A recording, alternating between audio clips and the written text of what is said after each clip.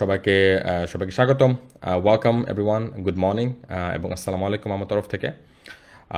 এবং আজকে আমরা যে টপিক নিয়ে আলাপ করব, যে আহ, আমাদের লাইভের যে মুখ্য বিষয়টা আজকে, সেটা হচ্ছে সুইডেনে পড়াশোনা করা। এবং আমরা দেখে থাকি আমাদের এক্সপিরিয়েন্স থেকে যে আম, সুইডেনে অনেক অনেক অনেক অনেক অনেক রিকোয়েস্ট আসে আমাদের কাছে, আমাদের battle of কনসালটেন্সিতে।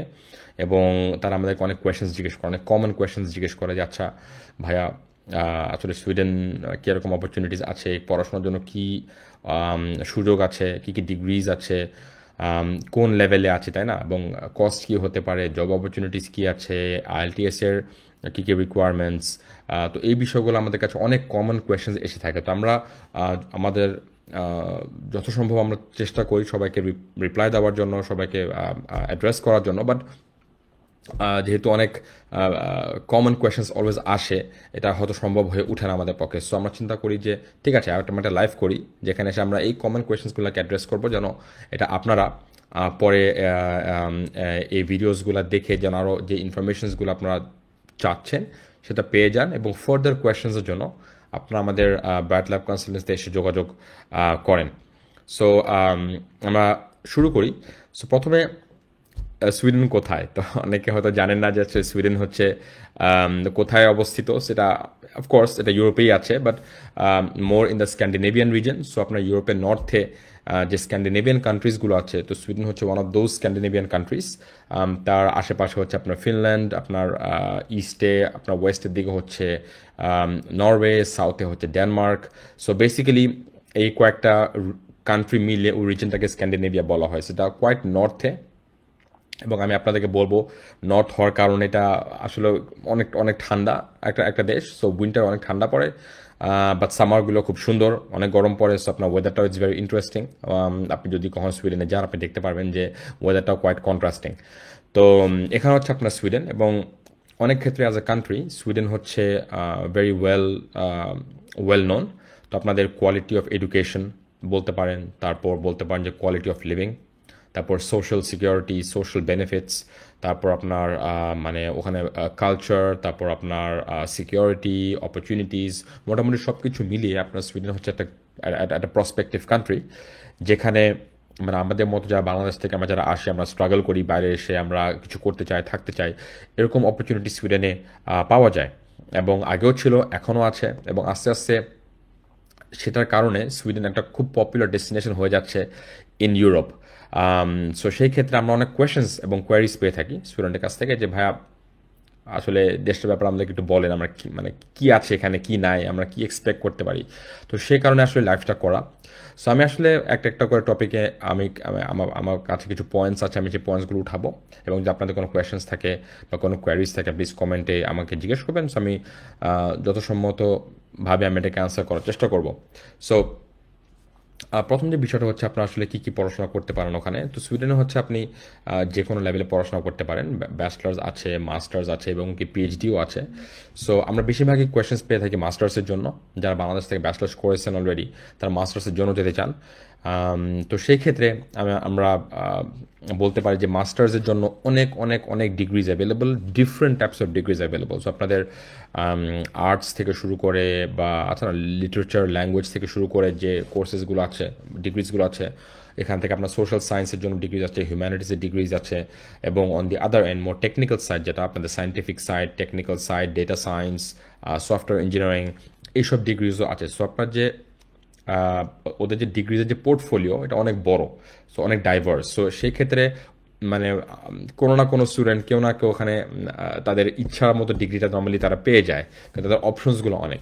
So that's a big benefit, যেটা মনে রাখা দরকার যে মাস্টার্সে অনেক অনেক অপশনস আছে, এবং প্রত্যেকটা অপশন হচ্ছে ইংলিশে পড়ায়। That is very important.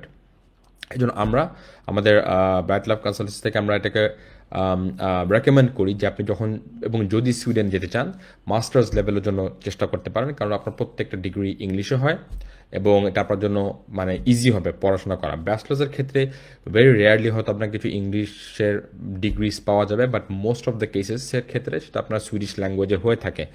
So আমরা এনকারেজ করবো যে ব্যাচলার্সটাকে দেশে করে মাস্টার্সের জন্য অ্যাপ্লাই করা, যেটা অনেক সহজ হয়ে যায় আর কি। এটা হচ্ছে আপনার ডিগ্রিজের ক্ষেত্রে অনেক ওয়াইড নাম্বার অফ ডিগ্রিজ আপনার সুইডেনে পাওয়া যায় এবং সুইডেনের ইউনিভার্সিটি নাম্বারগুলো অনেক। সো আপনার স্টকহোম থেকে শুরু করে পপুলার যেসব ইউনিভার্সিটিসগুলো আছে, গথেনবার্গ, স্টকহোম, উপসালা, মালমো, এবং তাছাড়া আপনার অন্য অন্য আপনার ইউনিভার্সিটিসগুলো আছে পুরা দেশে, যেখানে very well known, very beautiful এবং ভেরি অফ ফুল কোয়ালিটি। যেমন ধর লিনিয়াস ইউনিভার্সিটি আছে, আপনাদের আছে জনশপিং, তারপর কার্লস্টাড। তো বিভিন্ন রকম ইউনিভার্সিটি আছে যেখানে আপনার ভালো ভালো ডিগ্রিজও তারা অফার করে থাকে। সো আপনার অপশনসগুলো বেশি। সো যদি আপনি কোনো মানে বড় ইউনিভার্সিটিতে যদি আপনি কোনো প্রোগ্রামস না পান, ডেফিনেটলি আপনি অন্য অন্য যেসব ইউনিভার্সিটিসগুলো আছে সেখানে আপনি ভালো ভালো প্রোগ্রামস পাবেন। So all of them are of high quality. প্রত্যেকটা হচ্ছে পাবলিক ইউনিভার্সিটি, তার মানে এখানে একটা সরকারের গ্যারান্টি আছে, কোয়ালিটির গ্যারান্টি আছে। সো আসলে আপনি যেখানে যান না কেন, you will get a good education, you will get a good certificate in the end. That's the important part. সেটা খেয়াল রাখবেন। এবং যেহেতু আমি ডিগ্রিজের কথা বললাম যে অনেক রকমের ডিগ্রিজ আছে, সো একটু দেখে নেওয়া যাক যে আসলে প্রত্যেকটা ডিগ্রিজের ফিসগুলো কীরকম, টিউশন ফিসগুলো কীরকম। তো যদি আপনি ধরেন যে ফর এক্সাম্পল অন অ্যাভারেজ আমি যদি বলি, গ্লোবালি যদি আমি একটা নাম্বার বলি, আপনার হতে পারে ধরেন যে 1,30,000 সুইডিশ ক্রোনা থেকে শুরু করে হতে আপনার 3 লাখ সুইডিশ ক্রোনা পর্যন্ত হতে পারে। তো এটা রেঞ্জটা কোয়াইট বড়, এবং এই রেঞ্জটা মানে আপনার ডিফার করে ডিপেন্ডিং অন দ্য প্রোগ্রাম। এখন ধরেন যদি আপনি আর্টসের কোর্সেসগুলো করেন, বা আপনি লিটারেচার, ল্যাঙ্গুয়েজ, বা আর্টস, ক্রিয়েটিভ রাইটিং, বা এই যে আর্টস রিলেটেড যেসব ডিগ্রিজগুলো আছে, এখানে ক্ষেত্রে আপনার হয়তো পারে 80,000 থেকে শুরু করে 1.5 লাখ সুইডিশ ক্রোনার মতো পড়তে পারে আপনার, তাই না? আর যদি আপনি ধরেন মাঝারি আকারের ডিগ্রিজগুলো দেখেন, যে হিউম্যানিটিজ বা সোশ্যাল সায়েন্স, এটা আপনার ধরেন 1 লাখ থেকে 2 লাখ, 2.5 লাখ সুইডিশ ক্রোনার মতো পড়তে পারে। এবং finally on the technical side, যে আপনার যে প্রোগ্রামিং বা ইঞ্জিনিয়ারিং, সায়েন্স, এসব ফিল্ডে আপনার পড়তে পারে ধরেন যে 1.5 লাখ থেকে 3 লাখের মতো আর কি। হ্যাঁ, তো এটা অবশ্যই ইউনিভার্সিটি ভ্যারি করে, কিছু ইউনিভার্সিটি এক্সপেন্সিভ, কিছু ইউনিভার্সিটি কম এক্সপেন্সিভ, বাট অন অ্যাভারেজ আপনি এই নাম্বারসগুলো আপনি এক্সপেক্ট করতে পারেন for each of this degrees আর কি। ঠিক আছে? সো এটা হচ্ছে আমাদের first part, the tuition fees part, যেটা আমরা এখন এটা নিয়ে আলাপ করলাম।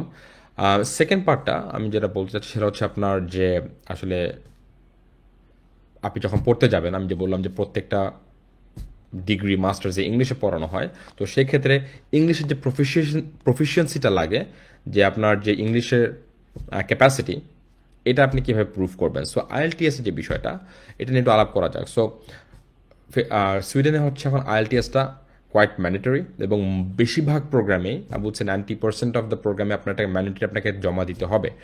কিছু কিছু ক্ষেত্রে রেয়ারলি হয়তো কিছু প্রোগ্রাম এক্সেপশনস করতে পারে, বলতে পারে ঠিক আছে আপনার যদি মোড অফ ইনস্ট্রাকশন যদি আপনার ইংলিশে হয়ে থাকে আগে, তাহলে তারা এটাকে কনসিডার করতে পারে, but that is very rare. বেশিরভাগ ক্ষেত্রে আপনাকে এটা অব্লিগেশন, আপনাকে এটা দিতেই হবে আপনার আইএলটিএসের রেজাল্টটা। সো আমরা সাজেস্ট করবো যখন আপনি সুইডেনের জন্য অ্যাপ্লাই করবেন বা প্ল্যান করতে চাচ্ছেন, আপনি আগের থেকে আইএলটিএসটা প্রিপেয়ার করে পরীক্ষাটা দিয়ে তারপর আমাদের কাছে আসলে জিনিসটা আরও ফাস্টার এবং স্মুথ হবে আপনার অ্যাপ্লিকেশনটা। এখন দেখে নেওয়া যায় যে আপনার আসলে কি মানে পয়েন্টস লাগবে আইএলটিএসে। হ্যাঁ, সো এখানে নর্মালি আপনি দেখবেন যে তারা 2টা গ্রেডে বলে থাকে। তাদের যখন আপনি ওয়েবসাইটসগুলো চেক করবেন, তারা আপনাকে বলবে যে ঠিক আছে আপনার লাগবে হচ্ছে ইংলিশে 7 বা ইংলিশে 6। এই 7 আর 6 এটা মানে এটা না যে এটা it's not the same as IELTS score, মানে ইংলিশ 7 মানে আইএলটিএস 7 এমন না। যেটা হতে পারে সেটা আপনাকে দেখতে হবে যে যদি বলে ইংলিশ 7, তো আপনাকে প্রত্যেকটা যে পার্টস আছে আইএলটিএসে, স্পিকিং, রিডিং, লিসনিং, রাইটিং, প্রত্যেকটা আপনাকে 6 অ্যান্ড অ্যাবাভ হতে হবে। হ্যাঁ, 6-এর নিচে হওয়া যাবে না। হ্যাঁ, তো এটার ক্ষেত্রে আপনার হতে পারে 7, 7.5, এইটাও হতে পারে, বাট আপনার মিনিমাম হতে হবে 6 for each of this 4 sections. এবং যখন আপনাকে বলবে ইংলিশ 6, তার মানে হচ্ছে আপনার প্রত্যেকটা section, speaking, English, reading, writing, 5.5-এর নিচে হওয়া যাবে না। ঠিক আছে, আমি আবার রিপিট করতেছি। যখন ইংলিশ 7 বলবে, প্রত্যেকটা পার্ট আপনাকে 6 এবং অ্যাবাভ হইতে হবে। যখন ইংলিশ 6 বলবে, তখন প্রত্যেকটা পার্ট 5.5 এবং অ্যাবাভ হইতে হবে। সো ওভারঅল যদি আপনি 6.5 বা 7 বা 7.5-এর মতো গ্রেড রাখতে পারেন আইএলটিএসে, তাহলে বলবো যে আপনার সেফ। তো বেশিরভাগ ক্ষেত্রে আপনার ইংলিশ রিকোয়ারমেন্টটা ম্যাচ করবে। ওকে, সো এটা একটু খেয়াল রাখা দরকার। সো আপনারা যখন প্রিপারেশন নেবেন, ওই মেন্টালিটি নিয়ে প্রিপারেশন নেবেন, ওই মাইন্ডসেট নিয়ে প্রিপারেশন নেবেন যে আপনি আপনাকে অ্যাটলিস্ট 6.57 পেতে হবে। সেটা হলে আমি বলবো যে আপনি অনেক ক্ষেত্রেই সেফ। এটা নিয়ে কোনো কনফিউশন বা কোনো কনসার্নস দেখা দিবে না অ্যাডমিশনের ক্ষেত্রে। ওকে, সো এটা হচ্ছে আমাদের আইএলটিএস এর পার্টটা। এবং আপনার অনেক ক্ষেত্রে আপনি বলতে পারেন যে ভাই আমি আইএলটিএসও দিব না, আমি আমি আমি আমি আমি টোফেল দিয়েছি, টিওইএফএল, আমি টোফেল দিয়েছি, টোফেল হবে না কিনা? হ্যাঁ, টোফেল হবে। সো টোফেলের ক্ষেত্রে এটা আপনার যে রিকোয়ারমেন্টসগুলো ওটা তারা সে অনুযায়ী আপনাকে জানিয়ে দিবে, এবং আপনি যদি আপনার যদি সেই গ্রেডস বা সেই পয়েন্টসগুলো থাকে তাদের রিকোয়ারমেন্টস অনুযায়ী, তাহলে আপনি এলিজিবল, এটি নিয়ে কোনো সমস্যা হওয়ার কথা না। ঠিক আছে, সো এটা গেল আপনার লিভিং এক্সপেন্স। এখন সরি, ইংলিশ প্রফিসিয়েন্সি। এখন আমরা তার একটু লিভিং এক্সপেন্স নিয়ে কথা বলি। আমাদের অনেক বড় একটা কনসার্ন থাকে যে আসলে কত টাকা লাগবে, আমাদেরকে কত টাকা নিয়ে যেতে হবে, কত টাকা দেখাতে হতে পারে ব্যাংক স্টেটমেন্ট, অনেক কোয়েশ্চেন্সগুলো থাকে আমাদের, আমরা পেয়ে থাকি। তো সেই ক্ষেত্রে আমরা যদি একটা মানে স্ট্যান্ডার্ড ফিগার দেখি, একটা স্ট্যান্ডার্ড নাম্বার দেখি, তাদের মাইগ্রেশনের যে ওয়েবসাইটে যেসব নাম্বারসগুলো দেওয়া আছে, আমরা যদি ওটাই ধরি, হ্যাঁ, যদিও ওই নাম্বারগুলো একটু মানে আহ, হতে পারে একটু বেশি দেখানো, to be on the safe side, but আপনি ধরে নিতে পারেন যে অ্যাপ্রক্সিমেটলি আপনার সে অ্যামাউন্টটা লাগতে পারে। তো যদি আপনি 12 মাসের কথা বলেন যে আমার 1 বছরে কত লাগবে, আমরা বলবো আপনার ধরেন যে 1,20,000 থেকে 1,30,000 সুইডিশ ক্রোনার মতো লাগতে পারে বছরে। তার মানে হচ্ছে মাসে হয়তো 10,000 থেকে 12,000 সুইডিশ ক্রোনা। হ্যাঁ, তো অনেক ক্ষেত্রে বলতে পারেন যে এটা একটু বেশি। হ্যাঁ, বাট এখন আপনাকে এটাও খেয়াল রাখতে হবে যে এখন ম্যাটার অফ, এখন ইনফ্লেশনের সময়, অনেক global problems and economic challenges আছে, সেক্ষেত্রে অনেক কিছু দাম বেশি, সো আপনার কিছু বেশি লাগতেও পারে। বাট যদি আপনি ধরেন যে অনেক ক্ষেত্রে যদি আপনি রান্নাবান্না করেন, বা আপনার যদি আপনি যদি টুকিটাকি কাজগুলো নিজে হাতে করতে পারেন বা নিজে করতে পারেন, তো অনেক ক্ষেত্রে আপনার কস্টগুলো কমে আসবে। সো অনেক স্ট্র্যাটেজি আছে কস্ট কমানোর, বাট আপনাকে অ্যাটলিস্ট এই ফিগারটাকে ফলো করতে হবে, কারণ এটা তাদের স্ট্যান্ডার্ড ফিগার।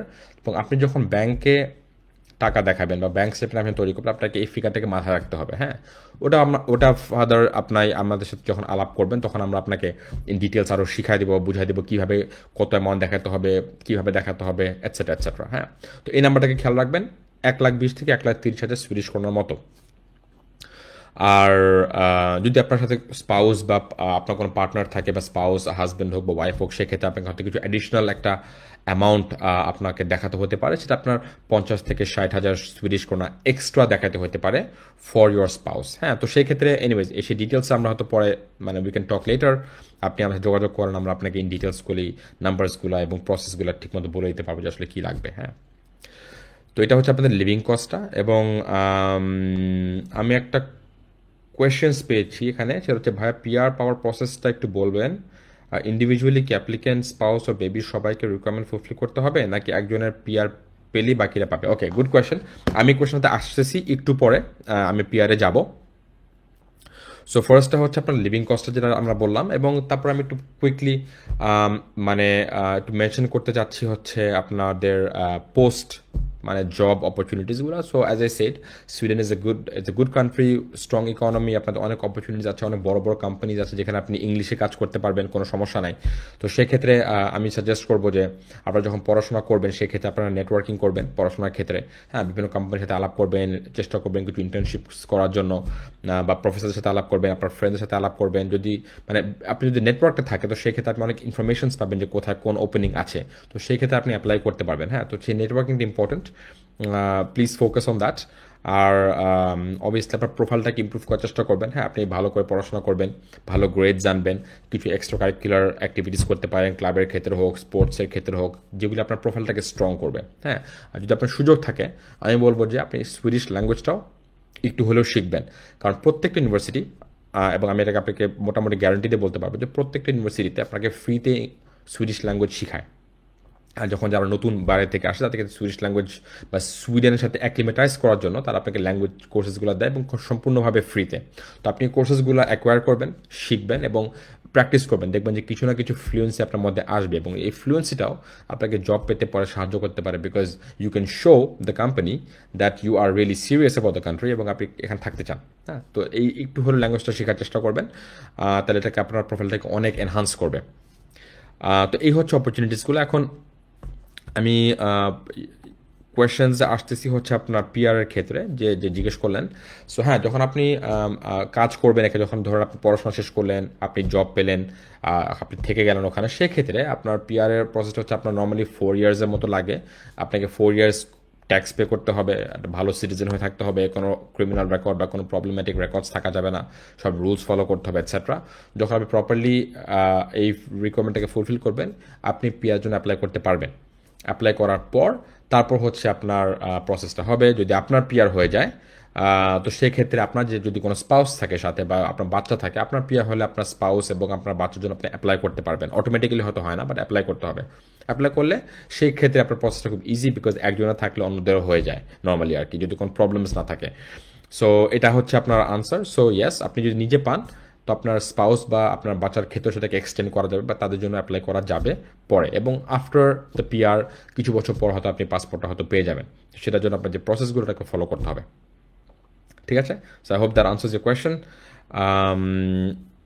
তো আর বেসিক্যালি আমার তেমন পয়েন্টস নাই। সো ওভারঅল আমি বলবো যে জাস্ট কুইক ইনফরমেশন, আপনার অলরেডি অ্যাপ্লিকেশন শুরু হয়ে গেছে, অ্যান্ড আপনার অ্যাপ্লিকেশনসগুলো চলবে হচ্ছে মিড জানুয়ারি পর্যন্ত, 15-16 তারিখ পর্যন্ত, তো বন্ধ হয়ে যাবে। So this is the right time. তো আপনার কুইকলি ডিসাইড করে, যদি আপনার আইএলটিএস থাকে, অন্যান্য ডকুমেন্টসগুলো রেডি থাকে, আমাদের সাথে যোগাযোগ করেন এবং আমরা ফাইল খুলে we can quickly start with the process. এবং আমি পার্সোনালি আপনাদেরকে গাইড করবো, বিকজ যারা সুইডেনে আসে বা যারা ইউরোপে অ্যাপ্লাই করে, আমি তাদেরকে পার্সোনালি মেন্টর করি।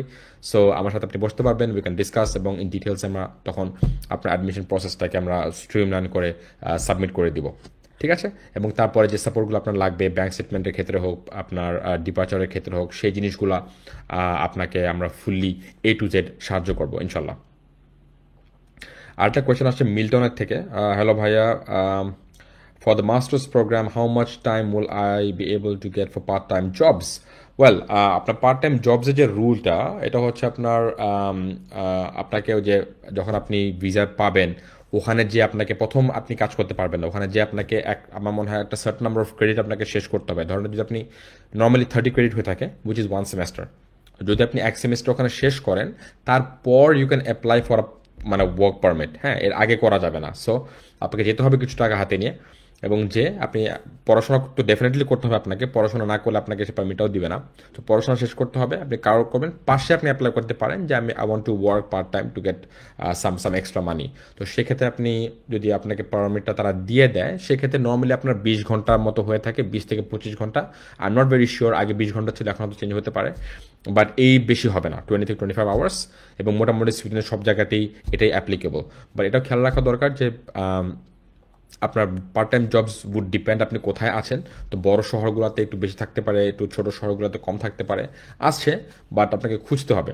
আর সেকেন্ড চ্যালেঞ্জটা হচ্ছে ল্যাঙ্গুয়েজ। নর্মালি যদি আপনি পার্ট টাইম জব কোনো ক্লায়েন্ট ফেসিং জব করেন বা কোনো কাজ করেন যেখানে ধরুন আপনাকে মানে মানুষের সাথে কথা বলতে হবে, সেক্ষেত্রে আপনার ল্যাঙ্গুয়েজটাও লাগতে পারে। তো আপনাকে চেক করে নিতে হবে আসলে কোন জবে আপনার কি রিকোয়ারমেন্ট।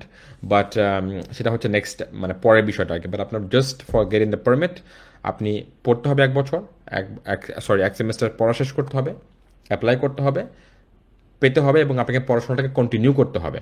তো এটা হচ্ছে রিকোয়ারমেন্ট আর কি। ঠিক আছে? So I hope that answers the question Milton. আরেকটা কোয়েশ্চেন হচ্ছে, আপনার স্পাউস ওয়ার্ক পারমিট পাওয়ার ক্ষেত্রে কি আগে দেশে ব্যাক করে দেন অ্যাপ্রুভাল পেলে দেন যেতে হয়, এমন কিছু শুনেছিলাম। আসলে আমি স্পাউস ওয়ার্ক পারমিটের ব্যাপারে এখন আমি ডিটেলস এটা পরে আমরা আলাপ করতে পারবো যদি আপনি কখনো আমাদের সাথে ফাইল খুলেন, বিকজ এখানে কিছু কমপ্লিকেশন আছে। আসলে আপনার এখানে আপনার ওয়ার্ক পারমিটটাকে কতখানি আপনার স্পাউসের ওয়ার্ক পারমিটে মানে এক্সটেন্ড করা যায়, এটা আমাদেরকে রিসেন্ট রুলসগুলো পড়ে দেখতে হবে। হ্যাঁ, এবং এটা আপনার গভর্নমেন্ট টু গভর্নমেন্ট চেঞ্জ করে। তো যেহেতু এখন ইলেকশনের টাইম, ইউরোপে আপনার গভর্নমেন্ট চেঞ্জ হলে রুলসও চেঞ্জ হতে পারে। তো সেক্ষেত্রে এখন আমি কোনো ভুল ইনফরমেশন দিতে চাচ্ছি না, বাট যদি আপনি এটা ব্যাপারে ইনফরমেশন দিতে চান, please contact us and then we can look into it in details. ঠিক আছে? গুড। আর কি কোনো কোয়েশ্চেন আছে না কিনা? অ্যান্ড ওকে, আপনার কোয়েশ্চেন করতে থাকেন, আমি আরও কিছু পয়েন্টস তাহলে আপনাকে বলতে থাকি, যেহেতু আমাদের কিছু সময় হাতে আছে। সেকেন্ড হচ্ছে স্কলারশিপ, ভেরি ইম্পর্টেন্ট, কারণ আমি জানি যে আপনার অনেক ক্ষেত্রে আপনার অনেকেই অনেক ভালো প্রোফাইল নিয়ে আসেন, আপনাদের অনেক ভালো গ্রেডস থাকে, অ্যাক্টিভিটিস থাকে, এক্সপিরিয়েন্স থাকে। তো সেটাকে আমরা স্কলারশিপে কীভাবে কনভার্ট করতে পারি? সো স্কলারশিপের ক্ষেত্রে হচ্ছে আপনার যে হ্যাঁ একটা কোয়েশ্চেন আসলো স্কলারশিপ, আমি বলছি এখন স্কলারশিপের ব্যাপারে। তো আপনার স্কলারশিপ হতে পারে 2 ধরনের। ঠিক আছে? একটা হতে পারে আপনার ইউনিভার্সিটি স্কলারশিপ, যেটা আপনাকে যখন আপনি ইউনিভার্সিটিতে যাবেন, আপনি ইউনিভার্সিটিতে ডিরেক্টলি অ্যাপ্লাই করবেন। তো যাদের যদি কোনো প্রোগ্রাম থাকে, তো সেই প্রোগ্রামের আন্ডারে আপনাকে তারা স্কলারশিপ অফার করবে। অনেক ক্ষেত্রে এটা 100% হয়ে থাকে, অনেক ক্ষেত্রে এটা 75% হয়ে থাকে, 50% হয়ে থাকে, all over. So the amount really depends. The amount really depends on মানে অন দ্য ইউনিভার্সিটি, ঠিক আছে? সো আপনাকে আমরা দেখবো যখন আপনি অ্যাপ্লাই করবেন, বা আমরা যখন অ্যাপ্লাই করবো আপনার জন্য, তখন আমরা দেখে নিব যে কোথায় আসলে কত স্কলারশিপস তারা অফার করে। এটা হচ্ছে ফার্স্ট। মনে রাখতে হবে যে এই স্কলারশিপটা শুধুমাত্র আপনার 100 মানে টিউশন ফিটা কভার করে। 100% হোক, 75% হোক, 50% হোক, it is only for tuition fees. Living expense আপনাকে ম্যানেজ করতে হবে বা আপনাকে টাকা নিয়ে যেতে হবে, এটা খেয়াল রাখা দরকার। হ্যাঁ, এটা হচ্ছে ফার্স্ট টাইপ অফ স্কলারশিপ। সেকেন্ডটা হচ্ছে মোর অ্যাট্রাকটিভ, এটা হচ্ছে আপনার গভর্নমেন্ট স্কলারশিপ, যারা সুইডিশ গভর্নমেন্ট দিয়ে থাকে। এবং বাংলাদেশিদের জন্য কিছু পার্টিকুলার স্কলারশিপস আছে যেটাকে তারা বলে SISGP, ঠিক আছে? সো এই স্কলারশিপটা হচ্ছে ভেরি কম্পিটিটিভ। এটা আপনাকে গভর্নমেন্টে অ্যাপ্লাই করতে হয় এবং you have to have a good profile. আপনার ভালো জব এক্সপিরিয়েন্স লাগবে, ভালো লিডারশিপ এক্সপিরিয়েন্স লাগবে, ভালো রেকমেন্ডেশনস লাগবে, ভালো গ্রেডস লাগবে। এই সব মিলে আপনার প্রোফাইলটাকে তারা জাজ করবে এবং তারা আপনাকে একটা স্কলারশিপ অফার করতে পারে। সেই ক্ষেত্রে যদি আপনি এটা পান, তাহলে আপনার সব কিছু কাভার্ড।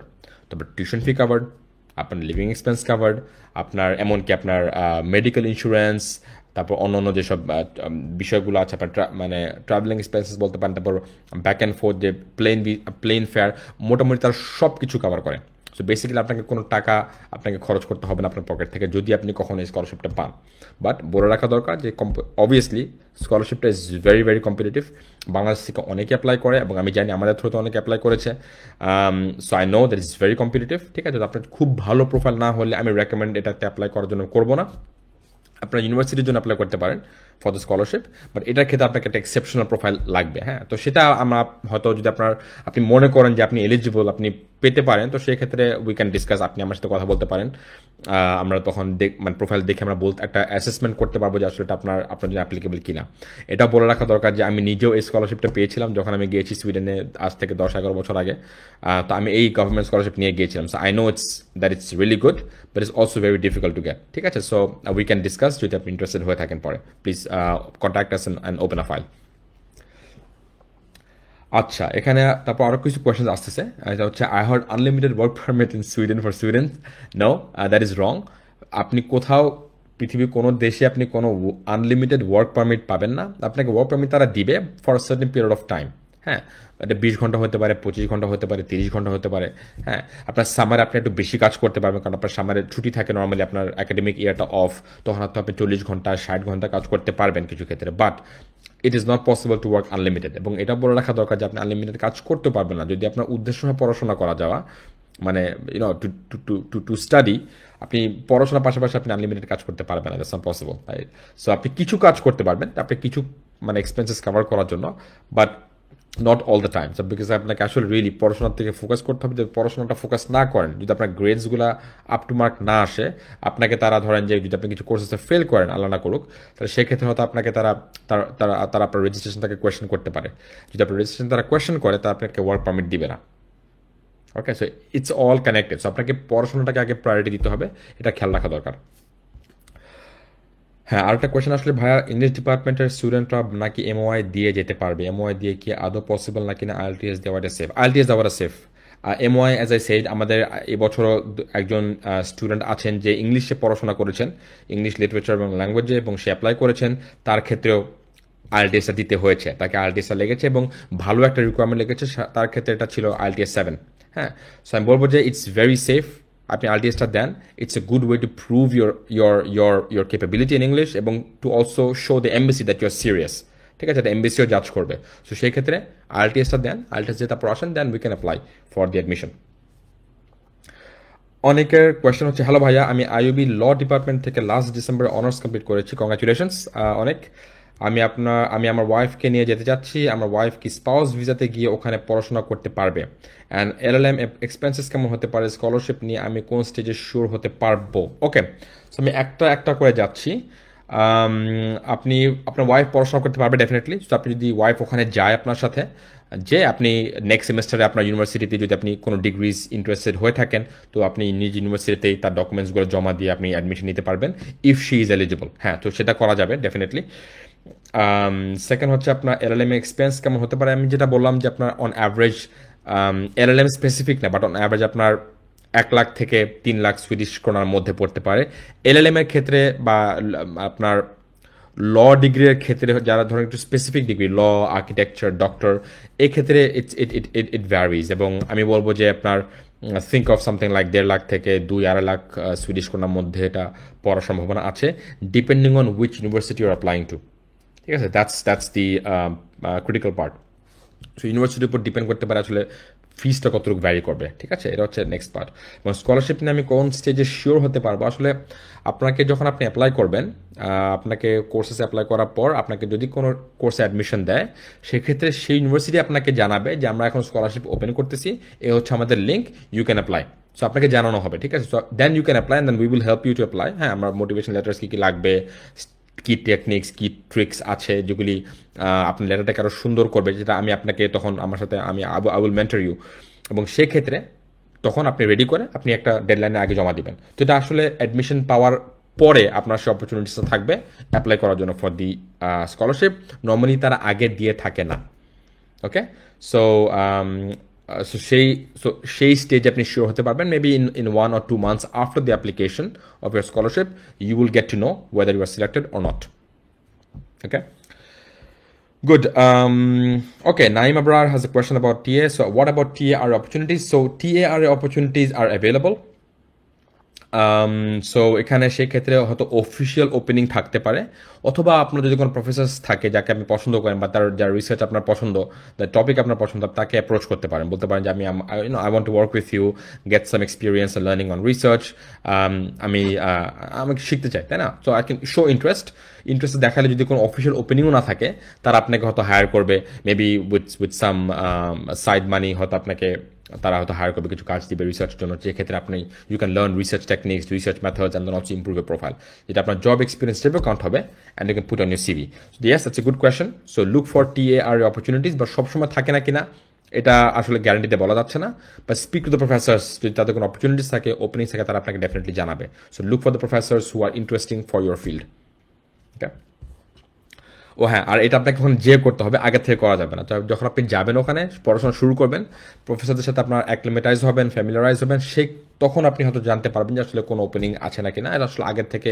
অ্যাপ্লাই করে যাওয়ার মতো সুযোগ এখানে নাই যেটা নর্মালি ইউএসএতে থাকে ফর ইনস্টেন্স হ্যাঁ আচ্ছা মিমের একটা কোয়েশ্চেন আছে এসএসসি এটা এইচএসসি আইএলস ইউরোপের কোন দেশে স্কলারশিপ পাওয়া যাবে আসলে আমরা এখানে ইউরোপে তো অনেক দেশ আছে তো আমরা এখানে আজকে আমাদের টপিকটা হচ্ছে সুইডেনকে নিয়ে ফোকাস করা তো আমি যদি সুইডেনের ক্ষেত্রে বলি আমি বলবো যে যেহেতু আপনার এখন ব্যাচলার্সটা করা নেই আমি সাজেস্ট করবো ব্যাচলার্সটা শেষ করে তারপর কিছু কিছু এক্সট্রা কারিকুলার অ্যাক্টিভিটি করে কিছু জব এক্সপিরিয়েন্স নিয়ে তারপর অ্যাপ্লাই করা তাহলে সেক্ষেত্রে আপনার স্কলারশিপ পাওয়ার অপরচুনিটিটা সুইডেনে অনেকখানি বেড়ে যায় ঠিক আছে সেটা আমি সাজেস্ট করবো আপনাকে আর অনেকের একটা কোয়েশ্চেন ভাইয়া স্পাউস অ্যাডমিশনের জন্য কি IELTS এর প্রয়োজন হবে ইয়েস আই উড সে আপনি যদি যান একবারে সব ডকুমেন্টেশনস করে যাবেন সো তাকে IELTS পরীক্ষাটা দিয়ে একদম রিসেন্ট রেজাল্টটা নিয়ে তারপর গিয়ে ওখানে আপনি অ্যাডমিশন অ্যাপ্লাই করলেন and that should be easy after that okay and yes so এটা হচ্ছে কথা সো অনেক কোয়েশনস ভেরি গুড যদি আপনার আরও কোনো কোয়েশনস থাকে তা we are always available please আমাদের সাথে যোগাযোগ করেন আমাদেরকে মেসেজ পাঠাতে পারেন অথবা just give us direct call my colleagues will take care of your questions এবং যদি আপনি ফাইল খুলেন then I will sit with you personally to discuss your profile and then we can apply from there ঠিক আছে so our doors are open the application is open please come and we're happy to help you to realize your dream to go to Sweden ঠিক আছে ওকে তো অনেকক্ষণ হয়ে গেল সবাইকে অনেক ধন্যবাদ জয়েন করার জন্য কোয়েশনসগুলোর জন্য very relevant questions I hope যে ইনফরমেশনসগুলো আমরা শেয়ার করেছি এটা আপনাকে হেল্প করবে ডিসাইড করার জন্য এবং যদি আপনি কনভিন্স হয়ে থাকেন যে সুইডেনই হচ্ছে আপনার জন্য রাইট তো please come to us and we can work together to make sure that you can go to Sweden in the near future okay super so সবাইকে ধন্যবাদ আই হোপ আমরা আবার কোনো লাইভে আবার আসবো অন্য কোনো কান্ট্রি নিয়ে কথা বলতে বা অন্য কোনো টপিক নিয়ে কথা বলতে up until then good luck এবং wish you a good health and good days ahead okay take care আসসালামু আলাইকুম সবাইকে